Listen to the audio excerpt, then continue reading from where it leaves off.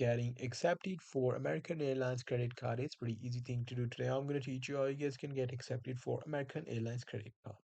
So for that, as you guys can see, I'm on my Google now here. You simply have to search for American Airlines, and then you have to search for credit card qualification, and then you have to search for criteria. And after that, you will be able to see this page. Now, as you guys can see, in order to get this, you need to have a excellent credit defined by FICO, a score good range of 670 to 739 may be sufficient for a basic student.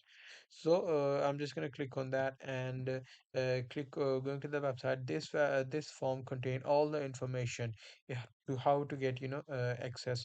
There should be a qualification criteria as well, where it will tell you that how much spending you should have or how much credit score you should have in order to get American Airline credit card. So that's pretty much it. That's how you guys can do it. Hope you guys find this video helpful.